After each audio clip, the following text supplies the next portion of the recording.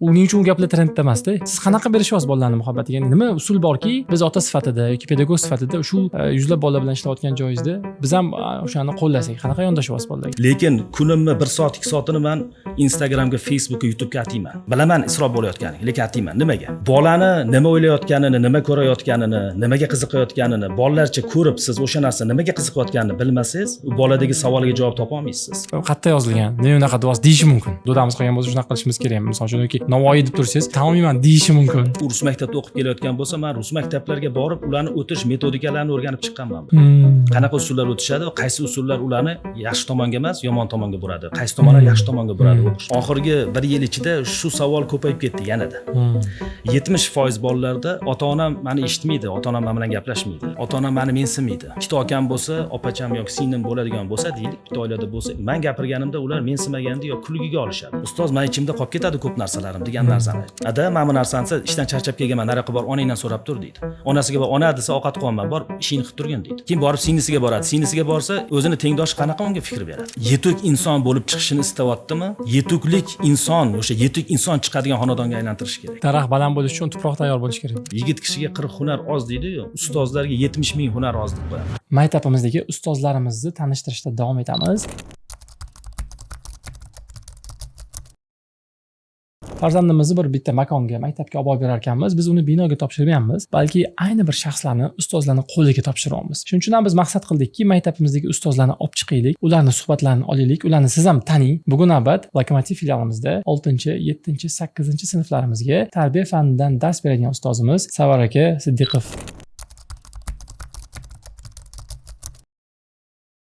Vaqt ajratganingiz uchun rahmat ustoz. Tarbiya fani, bolalardagi o'sha tarbiyadagi o'zgarishlar, hozirgi bolalarimiz bilan biz maktabda, bu yerdagi o'rta yoshdagi sinfdagi bolalarimiz bilan qanaqa ishlayotganimiz haqida gaplashamiz. Avvalambor qisqa o'zingiz haqingizda ozgina tanishib o'qisakki, ota-ona farzandini mana shu tarbiyadan shu maktab Rahimskoga olib keldim, tarbiyaga ham bu yerda be'tibor emas. Bu inson nima jihatdan bolalarga nima bera oladi? Ya'ni o'zidagi o'tmishi qanaqa degan savolga javob sifatida. Avvalambor assalomu alaykum. Taklif qilganingiz uchun katta rahmat. Hop, o'zimni tanishtiradigan bo'lsam, tarbiya faniga qayerdan kelib qoldim. Hop, avvalambor umrimni aksariyat qismi murabbiylikda o'tkazilgan. Ya'ni dars berish. Murabbiylik deganda bu sport sohasida ham, har xil hunarlar ham. Bolalarning ustida ko'p ishlaganimiz uchun ko'p chuqur o'ylanganman. Bolalarni faqatgina kasb egasi yoki hunar egasi yoki bo'lmasa sport ichida sport ustasi bo'lib chiqsa bo'ldimi degan fikr kelgan. Bu izlanishlar oqibatida bir narsani tushunib yetdimki, bolalarning ruhiy tarbiyasi, ichki dunyosi, tushunchalari agar to'g'ri bo'lmasa, men yetishtirayotgan bolalar o'zini hunarini, o'zini ishini ustasi bo'ladi, ammo lekin insoniyat orasida, jamiyat orasida shaxs sifatida o'rni buzilar ekan. Borgan joylarida asl sifatini ko'rsata olmas ekan. Mana shu to'xtam kelgandan keyin, demak, men bolalarning tarbiyasi ustida ishlashim kerak ekan. Faoliyatim davomida mana 30 yildan oshiq ustozlik qilib kelaman. Bolaligim ham o'z ustozlik bilan o'tilgan. Nima degani bu? Avval o'zimni tarbiya qilishni boshladim. Demak, o'zim ustida ishlaganim ham bu tarbiya deyiladi. Avval o'zimiz ustimda ishlashim ham bu tajriba. Mana undan keyin bolalarning ustida ishlashni boshladik. 10 ta, 20 ta, 30 ta, 40 ta soni ko'payib ketdi. 5 mingtadan oshiq bola chiqqan bo'lsa, qo'l ostidan hammasini ichida ruhiy tarbiyasiga bo'lgan e'tibor, o'zimiz ustozlarimiz bizga bergan tarbiyalardan o'rnak olib, otami bergan tarbiyalardan o'rnak olib, umuman olganda bizga ustimizda turgan ustozlarimizga avvalambor rahmat deb qo'yaman. Shu darajagacha kelib, shu holatga kelishimiz sababchi bo'lgan insonlar va shu suhbatlarga ham sabab bo'lgan o'shalar bo'ladi. Shunday ekan, tarbiyaga qattiq qarayman. Oxirigacha shuni ustida ishlash bizni tarafdorimiz. Mana qarabsizki, bu maktabga ham aql egalari kuchli insonlar ilib olishdi-da, bittada. O'ziga qabul qilib olishdi. Bolalar yaxshi ko'rishadi darslaringizni. Darslaringizni kutib o'tiramiz deyshadi va to'xtatib yo'lda ham ko'ramiz, hayotiy maslahatlar ham so'rashadi. Biz bilamiz o'zi, men o'zim ham maktabda o'qiganman, litseyda o'qiganman, tarbiya darsida uxlab o'tirlar. O'sha kitobdagi odobnoma, boshida odobnoma bo'ladi, boshlang'ich sinflarda keyinchalik tarbiya darsi bo'lib ketadi. O'sha yerdagi gaplar balandparvoz tuyuladi yosh bolaga o'tda. Vatan tuyg'usi qo'yishingizcha deydi-da, uning uchun gaplar trendda emasda. Siz qanaqa berishyapsiz bolalarning muhabbatiga? Nima usul borki, biz ota sifatida yoki pedagog sifatida shu yuzlab bolalar bilan ishlayotgan joyingizda biz ham o'shani qo'llasak, qanaqa yondashyapsiz bolalarga? Hop, yangi usulga o'tib olganman. Hamma usullarni sinab ko'rdim. O'zi ustoz sifatida aytadigan bo'lsak, o'zi ustoz, hamma ustozlarga tavsiyalarim ham bor. Shu fursatdan foydalanib qoling. Ustoz hech qachon tajriba, o'zini ustida tajriba o'tkazishda to'xtash kerak emas. Doimiy ravishda tajriba izlanish kerak. bu usulni ishlatib ko'rish kerak, u usulni ishlatib ko'rish kerak. Har qanday usullarni yo'lga qo'yib ko'rish kerak. Eski usullardan voz kechdim. Ya'ni metodik qo'llanmani qo'lga olib, mana shu usuldan tashqari chiqmaysan degan uslublardan kechdim men. Va yangi uslub sinab ko'rdim va bu natijasi yaxshi ketdi. Aytib berdingiz-ku, ya'ni 1 yillik reja tuzmaymanda. 10 kunlik, 1 haftalik, 3 kunlik. Chunki bolani biling. 2 oylik kanikuldan keyin kelgan bolani yengitdan boshlashingiz kerak. Chunki umuman boshqa dunyo bo'lib keladi. Ta'sir kuchli. Hozirgi ijtimoiy tarmoqlarda bo'layotgan ta'sirlarning oqibatida bu. Endi bolalarni o'ziga qaratish qanaqa bo'ladi deganda, birinchi o'rinda biling, bilim olish uchun keldi bola. Bilim olish uchun kelgan bolaga birinchi o'rinda savollariga, nimaga degan savoliga javob topib bersangiz, bola sizniki. Farzandingiz ham sizga quloq soladigan bo'ladi va farzandingiz ham siz bilan suhbat qurishga intiladi. Agar nima sababdan, nima uchun degan savollarga javob topa olmasangiz, bola zerikishni boshlaydi. Bilim nima bu? Bilim bilmagan narsa so'rab o'rganish. Shunday ekan bola keladi, ustoz mana bu nima bu? Ustoz mana bu. Shunday savollar bo'ladiki, kulgili tuyuladigan savollar ham bo'lishi mumkin. Yo, uni jiddiy qabul qiling siz. Nimaga menga bunaqa savol berasan boshqa emas? Yo'q, o'ylab ko'rmagan ekanman, lekin yaxshi savol bo'ldi bilan boshlasangiz, bola e'tiborini men tushdim, ustozim e'tiboriga tushdim. Demak, ustoz men hozir so'rayotgan narsamni jiddiy qabul qildi deydi. O'ziga yaqin olishni boshlaydi. Ustoziga bo'lgan muhabbati oshgandan keyin ustoziga bo'lgan shu ustozim meni ota-onasidek yaqin olishni boshlasa, qalbidagi yashirin tuyg'ularini chetga suradi-da. So'ramoqchi bo'lgan narsalariga javob olgandan keyin ana undan keyin bilibsizki, dars qiziqarli o'tishni boshlaydi. Men shu tasavvur qilganim, o'zingiz bilan suhbatladi, bolalar bilan suhbatladi ham bitta dars ikkinchisiga o'xshamaydi-da. Ya'ni u reja bilan mexanik qilib takrorlangan dars emas, balki bolalarning kayfiyati, bugundan nima xavotirga solyapti. Misol uchun PV festivali bo'ldimi, unga munosabat qanaqa, nima deysizlar, yoki qanaqadir Seyit Muhammadlar boshlanyaptimi, o'sha mavzu. Ya'ni kim kuratorlar yoki ustozlar, yoki siz o'zingiz ham ko'rib turib, bolalarda nima muammo bor hozir aktual, nima o'ylantiryapti ular va nima qiziq ularga. O'sha bo'ladi. Menimcha bu yilgi yangiliklardan shu bo'ldi eng kattasi. Bola bilan bolalarcha munosabatda bo'la olishingiz kerak. Bolalarcha fikrlay olishingiz kerak. Bolalarga kattalardek munosabatda bo'lishingiz bu yaxshi. Ammo lekin bolani asl maqsadini tushuna olishingiz uchun bola bo'la olishingiz kerak. U qanaqa bo'ladi u? Bola bo'lish uchun u nima ko'r? Qarang, ijtimoiy tarmoqlardan biz qaytaramiz bolalarni, bilasizmi? Hozir ijtimoiy tarmoq kirmagan, gadjetlardan uzoqlashgan boshqa deymiz. Lekin kunimni 1 soat, 2 soatini men Instagramga, Facebookga, YouTube'ga atayman. Bilaman isrof bo'layotganini, lekin atayman. Nimaga? Bolani nima o'ylayotganini, nima ko'rayotganini, nimaga qiziqayotganini bolalarcha ko'rib, siz o'sha narsa nimaga qiziqayotganini bilmasangiz, bu boladagi savolga javob topa olmaysiz. Siz tashqaridan qarab, "Yo'q, bu mumkin emas, bu narsa mumkin emas" deyishingiz mumkin, lekin uni mumkin emasligini o'zingizda his qilgan narsadan o'tib chiqib etsangiz, bolaga chuqurroq yetib boradi. Bola ham uni qarab turing. Siz ko'rayotgan narsangiz bolaga o'zingiz his qilib turib yetadigan bo'lsangiz, bola his qilayotgan narsasini ichidan o'tkazadi, unda tasavvurda o'tkazadi. Voy, ustoz ham ko'rgan ekanlar-da, bu siz aytgandek bo'ldi-ya, men o'shani o'zida kirib kelgan bo'lasiz. O'shani o'zida bola siz bilan, voy, men ustoz ham xuddi shuni his qilgan ekanlar, men his qilgan narsani deydi. Vaholanki xato his qilayotganini bilib turibsiz siz. Lekin o'sha hissiyotini sekin to'xta. Qaraganda, o'sha narsada men ko'rib, men bunaqa fikrga bordim, lekin bu fikrim xatoligini tushunib yetib kelib qoldim. Sen ham shu fikrga mabodo kelmadingmi deb qo'yasiz. Men ham keluvdim shu fikrga deydi. Qara, shuni bir xatosini izlanib ko'ringlar, nima deysan shu narsani? Hamma qilayotganimiz to'g'rimi yo ko'rayotgan narsamizdagi tushunchamiz to'g'rimi ekan deb analiz qilasiz. Birga analiz qilasiz. Taqiq bilan ish bitmaydi-da. Yo'q, taqiq bilan. Taqiq qilsangiz, taqiqlangan narsaga bolani qiziqishi oshib boraveradi. Nimaga degan narsaga savoliga javob topa olmasa, boshqa joylardan izlanishni boshlaydi. O'zini o'zi nazorat qilib, demak, siz bolalarga o'qitirmoqchi bo'lgan tarbiyani siz ularni nazorat qilmang, ota-onasi nazorat qilmasin, o'zini o'zi nazorat qilsin. Xuddi shunday. Ya'ni o'sha aqli bilan nafsini boshqarsin. Ya'ni u xatosini tushunsa, ya'ni siz o'zni ko'rayotgan odamni, masalan, palonchi blogerni yaxshi ko'rsa, kuzatsa, o'shani ko'rib turib, kamchiligini ko'rib turib, o'shanga o'z aqli bilan yetib borishiga aynan fikrlashni o'rganish kerak. Aynan o'sha haqida fikrlasin. Kamchilik tomonlarini ham, yutuq tomonlarini ham nimada yutdim. Misol uchun biz gadjetdan qaytaramiz. Yoki birorta bir telefondan yo internetga kirmay, ijtimoiy tarmoqda ko'p o'tirib qolding deymiz.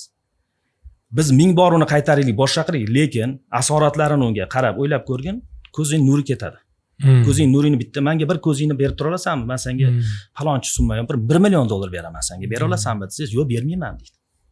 Bera qolgin, yo'q, bermayman. Ikkalasini bergin, men senga xohlasang $10 million topib beraman senga shu narsani. Hayoting zo'r bo'lib ketadi, chiroyli bo'lib ketadi. erishmoqchi bo'lgan narsang oson erishasan, shuni bergin desangiz, men ko'rmay qolaman, u ko'rmasam qanaqa men uni maza qilaman keyin. 1 millionga bergis, 10 millionga bergis kelmayotgan narsani ko'zingizni nurini ketkazib, hali nurga qarab turib, tekinga berib yuborasiz.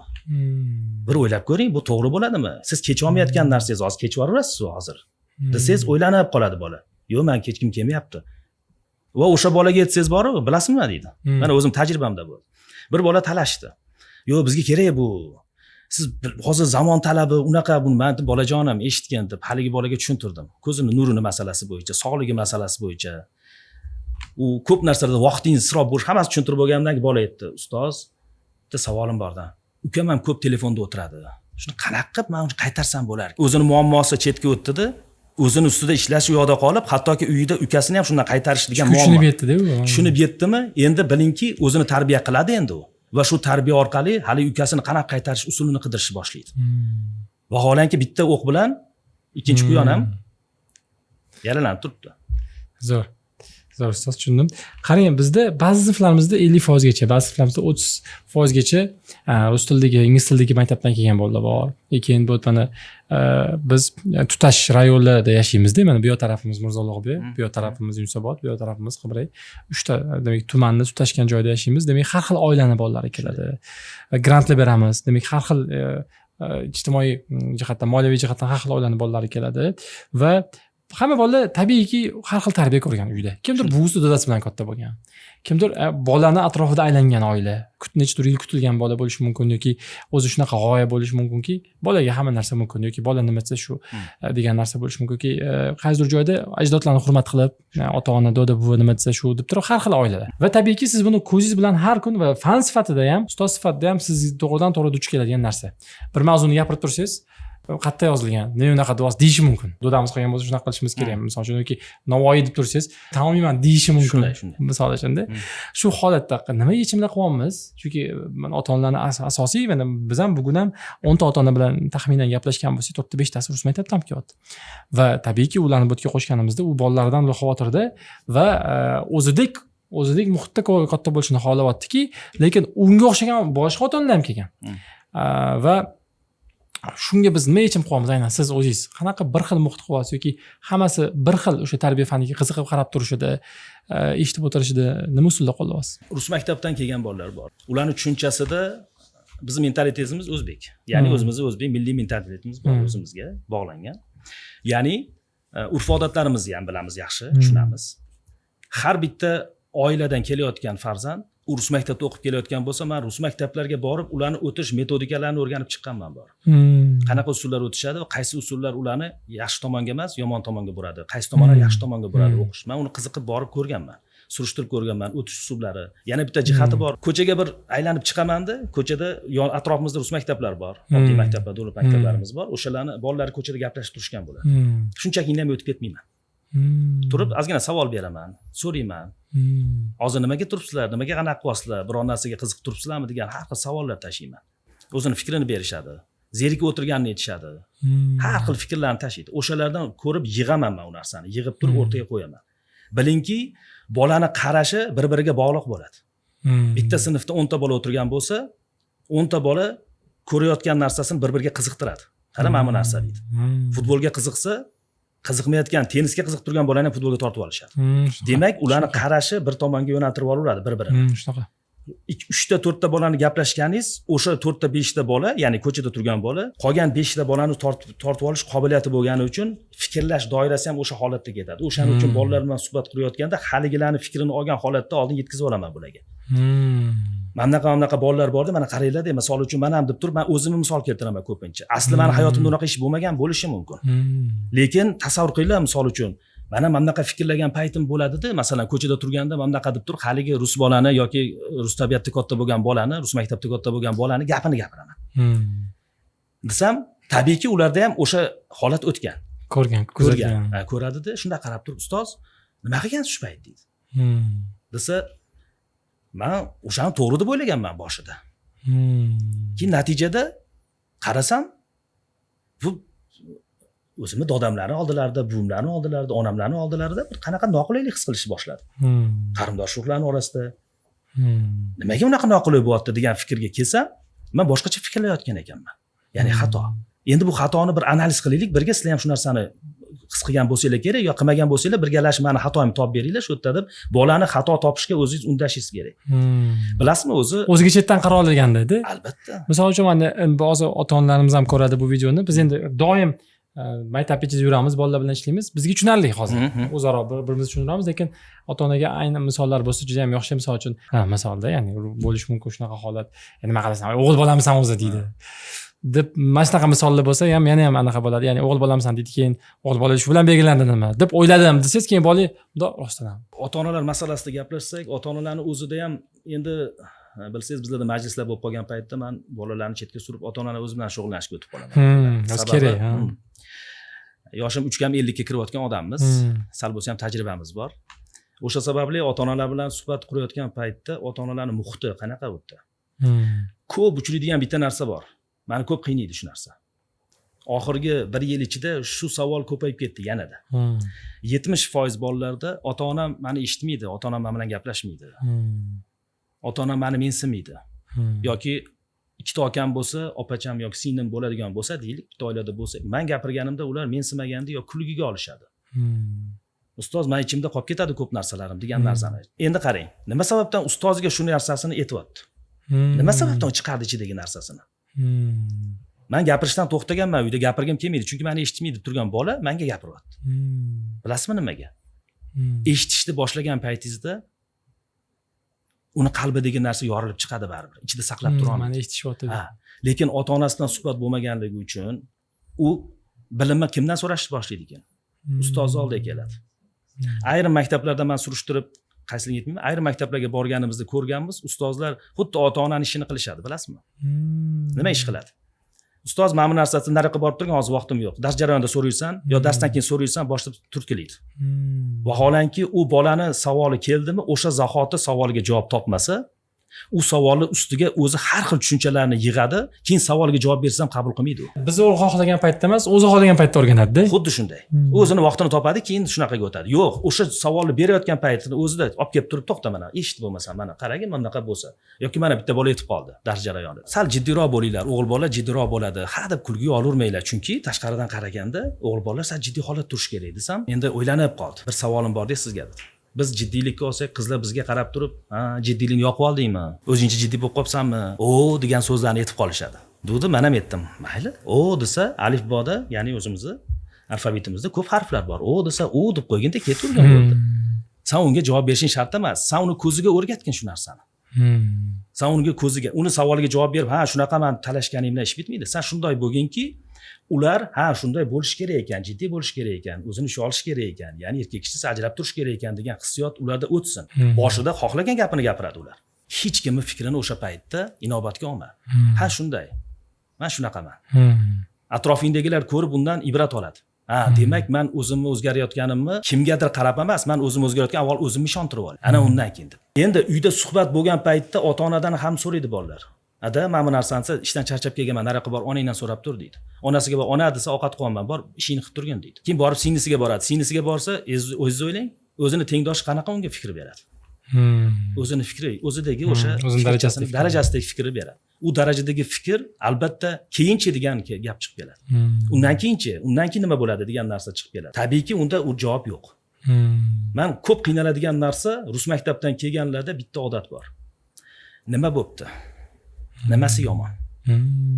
Nima qilibdi? Rus maktabda mana shu nima qilibdi, nima bo'pti, nimasi yomon degan tushunchani qattiq o'qtirib qo'yishgan. Bola men bitta xato ish qilyapsam, men bunaqa qilsa nima bo'pti unga? Nima bo'pti? Endi men bitta shu narsani qilsam, bu narsa o'zgarib qoladimi deydi. Toma ko'l bo'laver deyman. Bitta sen shu narsani nima qilibdi desang, u ham xuddi shu narsani nima qilibdi desa, erta ko'payib ketasizlar. Keyin shu narsani nima qilibdi emas. Mana shu narsa uchun shu narsani qildim degin, men o'shani yechimini topib beray senga. Va shu narsani nima qilibdi emas, boshqa narsa qilgin va sizlarni o'sha toma ko'l boshqa narsaga urilsin, ya'ni senga o'xshagan insonlar ko'paysin shu yerda. Lekin boshqa rus maktablarida ko'rayotgan narsamda ota-onasiga gap qaytarishlar. Nima gap bo'ladi u? Ko'p ota-onalar menga noliydi. Bolam shu quloq solmaydigan bo'lib qoldi yoki bir nervini asabiy bo'lib qolgan, san narsaga jizzaki bo'lib qolgan. Bu yerda ota-onalar ishlashimiz kerak. Bizning maktabda ham shu narsani men yanada o'zi ishlanadi. Gormonalniy o'zgarishi tez bo'ladi ularda. Bugungi savolini ertaga javob berib ko'rmang. Chunki tez o'zgaruvchan bo'ladi ular. Bugungi savoliga bugun javob berasiz, ertaga shu savolni yana berishi mumkin sizga. Ertagaga mo'ljallab javob bering. Indinga so'rasa, indinga mo'ljallab javob berasiz. Chunki kunlik uni o'tayotgan kuni gormonal o'zgarishlari, uni holati, uni qarashlari o'shanga qarab o'sib boraveradi. Bugungi bergan javobimni berdim-ku senga javobimni. Yana so'rayapsanmi deb yurmang. O'sha savoliga yana boshqatdan javob bering. Yana o'sha savolni bersa, yana so'radingmi? Men tushunmaganman o'tgan kuni sen gapirib desa, yo'q, unaqa gap. Aytingki, o'tir, ha. Qara. Mana tomonlari bor. Xuddi bugun eshitayotganda yana boshqatdan javob bering. Nimaga? Chunki o'zingizni ham sinab ko'rsangiz bo'ladi. Men ota-onalarga ham shuni aytgan bo'lardim. Bugungi o'qigan kitobini bir betini o'qisin. Hech bo'lmasa to'rt qatorni o'qisin-da, ozgina o'ylab o'tirsin. Nima haqida gap ketdi? Kitobini yopadi, 10 kundan keyin hali kitobni ochadi-da, o'sha joyini o'qisin. 10 kun oldin tushungan tushunchasi bilan qarash bilan qaramaydi endi. Endi boshqacha tushuncha bilan. Bolada ham bilingki, bolada u narsa o'ta kuchli bo'ladi. Biz qarashlarimiz yosh o'tgan sari pasayib boradi. Biz o'zimizga kerakli bo'lgan joylarga qarashni boshlaymiz. Kerak bo'lmagan joyga men senmay qaramasdan o'tib ketaveramiz. Lekin bolalarga bitta kichkina yerda yotgan o'nchoqdan tortib kattani hammasiga e'tibori tushadi uni. Ularda e'tibor hamma narsa qiziq tuyuladi. Yaltiroq narsadan tortib mutli bo'lib turgan, ko'rinmay turganlar hammasi unga e'tiborni tortadi va so'raydi, ota-onaga oddiy tuyulgani uchun. Ota-onaga bu deydi, yo'q, uni uchun juda katta narsa u taassuroti. Haligi bir gap kelgan u, avtobusda ketayotganda bir insonni kuzatishsa, farzandi so'rabdi, "Ona, delfin nima bu?" desa, "Baliq" degan. "Ha, baliqmi? Ha, baliq. U nima qiladi u?" degan. "U bolam suzadi u." "Oyi, nimaga suzadi u?" "Suzmasa bolam bitta joyda turadi u." "Ha, ona, nima bilan suzadi u?" "Uni suzish o'zini o'sha kichkina xuddi qush qanotiga o'xshagan qanotchalari bor, shu bilan suzadi." "Ha, dumini nima kerak unda liqillatish?" "Dumi uni rul vazifasini bajaradi, unga chapga burilish uchun kerak bo'ladi." "Ha, agar uni ishlatmasa suzmaydi?" "Yo'q, suzmaydi." "Ha, u nafas oladimi?" Savol ketmay-ketligini ko'ryapsizmi? Bunga ota-ona javob bera olmay qoladigan darajada bo'lib qolishgan hozir. "Delfin nima u?" "Delfin baliq bo'ldi, bolam ko'p gap ko'paytirma" deydi, bo'ldi. O'sha delfinni ta'ssurotini bilasizmi kimdan oladi keyin ular? Delfinni akula ko'rsatib beradigan odamdan oladi. Akulani so'rasa dinozavr tushuntirib beradigan odamdan oladi.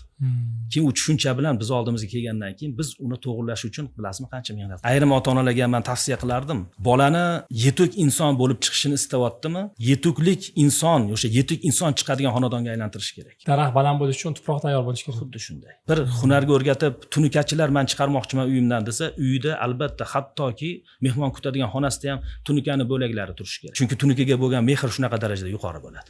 Kitobga bo'lgan mehrini uyg'otmoqchimi? Ota o'qimasa ham, o'qigiz kelmayotgan bo'lsa ham kitobni qo'liga olib shunchaki kitobga termilib o'tirsin, varog'ini ochib, otam kitobga buyurdi va juda qiziqarli narsa o'qib o'tiribdilar desin. Vaholanki boshqa narsalarni o'ylab kulib o'tirsin.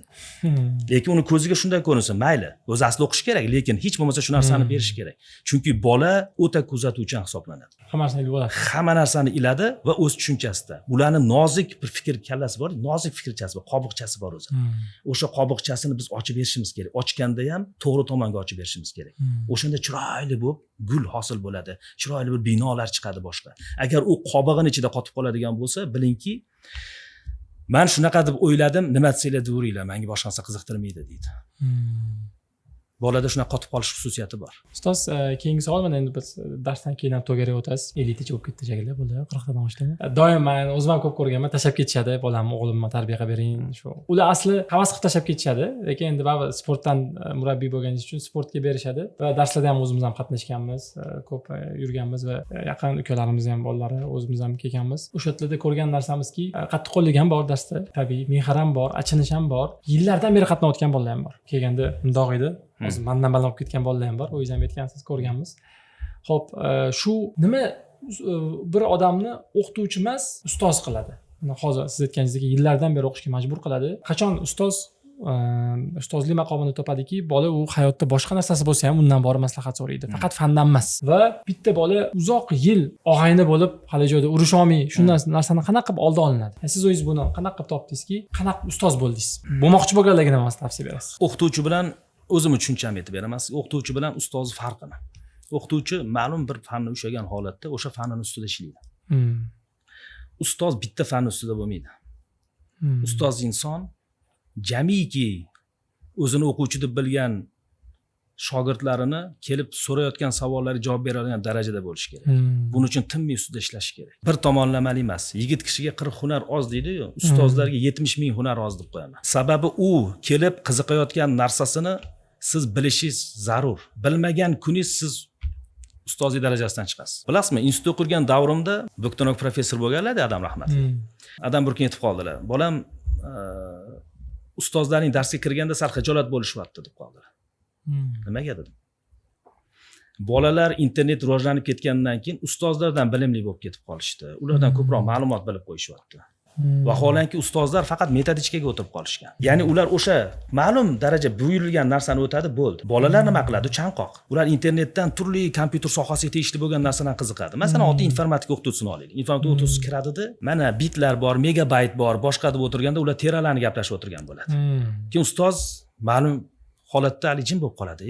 Men terasi nima ekan bu deb qo'ysa, agar shogirdiga bo'ldi. Shogird ko'radi, bu ustozimiz bu narsani xabarlari yo'q ekan degan fikr kelib qoldimi? So'ramoqchi bo'lgan narsasini endi undan so'ramaydi. Chunki o'zidan pastroq, bilimsizroq odam darajasiga tushirib qo'yadi darhol. Liderlik darajangizni ushlab turish uchun tinimsiz o'qiysiz. Tinimsiz ishlaysiz. Men har bitta ustozga aytgan bo'lardim. Sen bitta kasb, masalan, matematika o'qituvchisi bo'lsa, matematikani o'zini ushlab Sen malyarlikni ham bilishing shart. Nimaga? Bir odam men malyar bo'lmoqchiman desa, matematikani malyarlikda nima kerak bo'lishi jihatini o'shanda tushuntirib bera olasan. Masalan, sportimda bo'laman. Men sportdan dars beradigan bo'lsam, to'garagimda sportda bo'lsa, bu sport nimaga muhimligini hamma jihatlarini tushuntirib berishim kerak. Kimgadir sog'liging uchun, kimdir misol uchun vatan himoyasida ishlash uchun o'sha narsa uchun kerak bo'lgani uchun, yana kimgadir bu san'at darajasida ko'rsatish uchun har xil usullarni bilan tushuntirib berasiz. Uni maqsaddan kelib chiqadi. Albatta. Shuning uchun ustoz bilan o'qituvchini farqini bilib oling. O'qituvchi deganda bizda xuddiki bir kitobni oladi, o'shani o'qitadi yoki birorta bir fan o'shani ustida ishlaydi, bo'ldi. Undan boshqa narsa talab qilmaylar deyiladi. Yo'q, men u narsani istamayman. Xohlardimki, ustozmisan? Ha, ustozman. Unday bo'ladigan bo'lsa, biliming bir shogirddan bir pog'ona emas, 10 pog'ona ham emas. Bilsinki, u men yotib olib o'qisam ham ustozga yeta olmayman degan tushunchaga yetib qolish kerak. Shunda u hurmat qiladi, har bitta gapini. Ha, menga kerakli bo'ladigan narsani shu odamdan topaman men faqat degan fikrga kelib qoldimi, bo'ldi. U boshqa odam bilan yurmaydi. Boshqa odam kelib turib maslahatini bergan taqdirda ham, haligi chiroyli suhbatini qilib bersa ham, kelib sizdan baribir so'raydi. Ustoz, men bunga bitta insondan so'radim. Shu tushunchani siz nima deysiz? Sizni qarashingiz qanaqa? deb turib baribir sizdan so'raydi. Nimaga? Chunki sizni berayotgan tushunchangiz unga muhim. Endi bitta nozik jihati bor. O'sha o'rgatayotgan narsangiz kelajakda o'sha narsaga yo'liqadi u. Biror narsa, masalan, ish jarayonida shu joy holatga yo'liqsang, mana shunaqa chiqib ketasan yoki bu ish qilasan deb qo'ysangiz, o'sha holatga yo'liqqanda, o'shan bilan chiqqan bo'lsa, sizni yanada yaqinlashtiradi. Bu tajribada o'tganingizdan keyin va va'da bera oling. Men bolalarga va'da beraman. O'rgatayotgan narsamni natijada ko'rasizlar. Natijada ko'rmay qolgan kuninglar, "Men bunaqa bo'lmadi ustoz" desanglar, darhol menga aytinglar. Men o'sha kun ustozingni yig'ishtiraman. Men boshqa dars bermayman deyman. Chunki o'sha holatdan, tajribadan bolalarimni o'tkazganim. Albatta bu yillar davomida bo'lgan. Uzoq bitirgandan keyin ham keladi-da. Bitirgandan keyin, mana biz bir narsani bilingda, biz maktabimizda men shu narsani bolalardan hozir maqsad qo'ygan narsaman va shu narsani ko'raman. Ertaga 11 bitirdi. Mana natija deb ko'rsatish emas. 10 yildan keyin, 15 yildan keyin ham sizni ko'chada ko'rib qolish bor. Boshqa ishxonada ishlayotgan paytda ham Rahim Schoolda palonchi shunaqa bir instoz bo'lardilar. Mana shu ko'rsatmani beruvdilar. Hozir menga o'sha natijasini ko'rsatdi. Baraka topsinlar, omon bo'lsinlar. Menga yaxshi narsa o'rgatgan ekanlar, yaxshi ham shu narsani tushuntirgan ekanlar degan narsani mana shunda biz ustozni bilamiz. Bitirasan, o'qishga kirib olasan, sen institutga kirishing uchun, sen bo'lsa ishxonaga kirishing uchun, shuning uchun kerak bo'ladi. Shuni deb qo'ysangiz bo'ldi, o'sha payt uchun keraksiz siz. Biling, o'qishga kiradi bo'ldi, unutilasiz.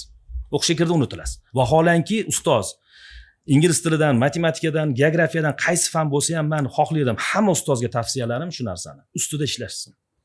O'zini fanini nima uchun muhimligini tushuntirish uchun u hamma fanlardan xabardor bo'lishi shart. Mayli u olim bo'lib ketmasin o'sha fanlardan. Lekin o'sha birorta, masalan, bir odamga ximiya fani haqida so'rasangiz, ko'zini oldiga ko'lbalar kelsin, hali idishlari kelsin. Informatika desa, darhol kompyuterlar ko'zini oldiga kelsin. Ya'ni suhbatdoshi bilan nimani gaplashayotganini. Siz taksiga chiqsangiz, bilasizmi, taksichilar ko'pincha olgan odamlar haqida gaplashadi. Falonchi chiquvdi, mana bunaqa bo'ldi, pistonchi chiquvdi, mana bunaqa bo'ldi, pistonchi chiqib meni kayfiyatim buzdi, bittasi kayfiyatimni ko'tardi, aynan shu mavzu haqida gaplashadi. Yoki umuman o'zini kasbiga aloqasi bo'lmagan bir joyda bir doktor bilan uchrashib qolsangiz, xohlasa xohlamasa siz baribir meditsina bo'yicha o'sha o'zini bemor bo'lib o'zingizni his qilib, o'shan bilan sekin suhbat qilishga o'tasiz. Nima sababdan bilasizmi? Chunki u o'sha ishini ustasi, o'sha narsani tushunadigan inson. Endi bilingki, sizdan ko'p narsa so'rasa, xohlagan narsasini so'rasa, bemalol suhbatdosh bo'la oladigan qilsa, bitta fan emas, hammasiga qiziqish oshib qoladi. Biz shunaqa deb bilamiz, chunki o'zimiz ham maslahat so'rab turamiz sizdan. Yaqinda ham bitta tavsiya izlashyordim. Qo'yog'i bo'yicha. Ha, qo'ya. Hech narsaga davo topolmayapmiz dedi. O'shani so'ring dedim. Yaxshi bo'ldi shekil, bizga yordam beruvdi. Natijasini javobini berib qo'ysin-da keyin. Xudo kutamiz hozir. Bizda yaxshi bo'lgan lekin. Demak, o'sha o'zi oxirgi savolimiz ham shu haqda ekan ustoz. Biz endi akademik qismini qilyapmiz. Misol uchun institutga qilib beramiz deymiz, til o'rgatib beramiz, boshqa deymiz. Ular sekin-sekin bo'lyapti va siz tarbiya ustozi sifatida butun umrga yetadigan narsalar qilyapsiz-da. Va mana shu taxminiy 30 yoshga kirgan bitiruvchimizni qanaqa inson sifatida tasavvur qilasiz? O'zingiz berayotgan narsalar sifatida bu idealdagi tasavvur. Qanaqa bo'lishi? Ya'ni biz unga qarab ketyapmiz, u ham baribir ancha bor unga. Ya'ni sekin-sekin bo'lamiz, lekin biz qanaqa tasavvur qilyapmizki, shu 12 yil o'tib, 18 yoshda bitirib, 30 yoshlik Rahim School bitiruvchisi. Uni nima ta'riflaydi? Kasb emas, mayli. Til bilishlari emas, u qismi emas. U qanaqa inson, odam sifatida? Ota-onalar uchun bitta narsani ayta olaman. Biz berayotgan tarbiyada borib ishlaydigan korxonasi bo'ladimi, ishxonasi bo'ladimi, qayerda bo'lsa ham munosabat tiklay oladigan bola chiqadi. Munosabatlarini chiroyli qiladi. Ya'ni suhbatdoshi bilan uni ko'ngliga yomon botadigan boshqa emas. Vaholan kollektivda o'zini o'rnini topadigan insonga aylanadi. Ikkinchisi, oilada o'zini haq-huquqlari. Uylangandan keyin ayolini qanaqa e'tiborda ushlash kerak? Qanaqa munosabatda bo'ladi? Ota-onaga qanaqa munosabatda bo'ladi? Undan keyin jamiyatda yurish-turishda, ko'cha-ko'yda, hattoki tog'larga borganda ham o'sha oddiy qaralgan axlat tashab ketmagin degan narsada ham sen olib qo'ygan o'sha narsa senga foydali bo'ladi. Sen olib qo'yganingdan boshqasi ko'rib shu ishni qilsa, u senga savobi yozilaveradi. Sen olib qo'ygan shu narsani deysiz. Foyda olamanmi deydi. Ha, foyda olasan. Olganda ham juda ko'p olasan. Ishonaver. Qancha sonni ko'paytirsang, shuncha ko'payadi deysiz. 30 yoshga kirgan odamni endi tasavvur qiling. U jamiyatda tozalikka e'tibor bergan, suhbatdoshlar bilan yaxshi suhbat quradi, ahli oilasi bilan yaxshi munosabatda bo'ladi, ota-onasini hurmat qilgan, qo'ni-qo'shnilar bilan chiroyli munosabatda va har qanday qilayotgan ishini shu jamiyatga meni foydam tegsin deb qilayotgan insonga aylanadi. Foydali odam. Ha, biz egoist emas. Biz foydali odam chiqaramiz. 30 yoshda foydali odam chiqarib beramiz. Zo'r nuqta ekan, mana shu tugatsak ham bo'lar ekan.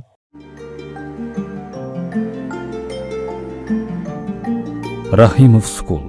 Farzandingiz munosib joyda ta'lim olsin.